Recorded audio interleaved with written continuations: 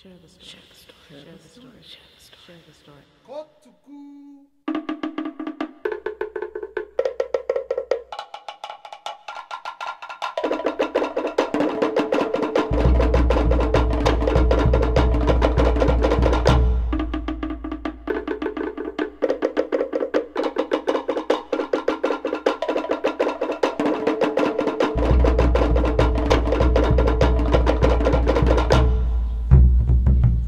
In seconds, one of the most beautiful villages here in Upolu were transformed into a battlefield from a scene in a war movie.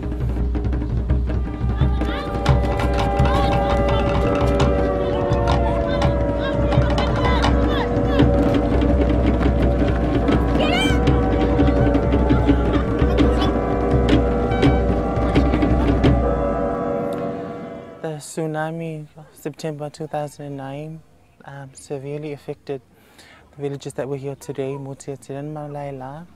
Their properties were damaged, livelihoods, there were lives taken by the wave.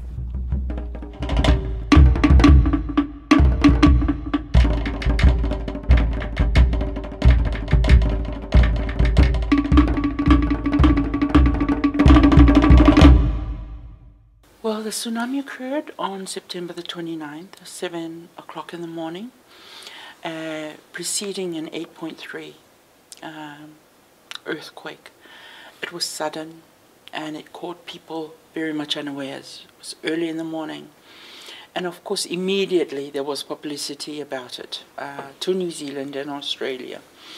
So the response, the voluntary response immediately was immense. Other villages came into assistance right away. The churches came into assistance right away. Red Cross was already in the area 2.5, 3 hours after the occurrence. For us, who live in migrant situations away from Samoa, we immediately, there was no question, we immediately left for Samoa, caught the planes, went over to Samoa. So immediately we got in contact with colleagues from all over the world, from the United Kingdom, from the United States, from New Zealand, from Australia, so that we can draw on psychiatrists that we knew and worked in the field, drew on psychologists, drew on social workers, drew on family therapists. And then, of course, Samoa provided us with a pool of experienced pastoral counselors through the churches, in this case through the Catholic Archdiocese of Samoa. They gave us 40 people immediately, and what we had to do was to train them into working in this challenging situation of post-tsunami relief, where people are shocked, they're traumatized, and where the experiences with working with these people was not exactly within the Samoan workforce. Over these 2 days, we are conducting a disaster risk reduction community workshop for Motiatil and Malaila, whereby we build community resilience to disasters by providing awareness on the services available to them and how communities can access these services from wherever they are to assist them in the event of an emergency or a disaster. This 2-day workshop is very important because we are working at the community level to make sure that communities identify their level of risks and to understand the risks that they are vulnerable to so that they can identify solutions to develop their response plan to any form of disaster and identify where in their village is a safe place to evacuate to and how the resources that they have here can help them better prepare, help them reduce their level of risk so that they respond well, respond effectively, and to take the first step to recovery.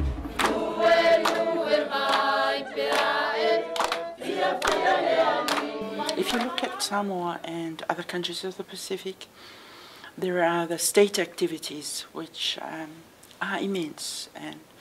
But if you look at what happens in the villages right throughout Samoa, people are usually volunteering services for governance, then they're volunteering services for schools, they're volunteering services for medical care.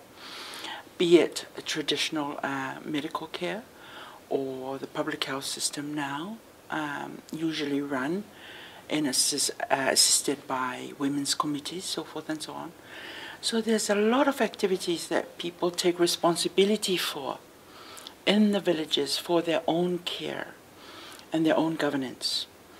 And also in the schools, there's a lot of contributions that the children themselves make towards their own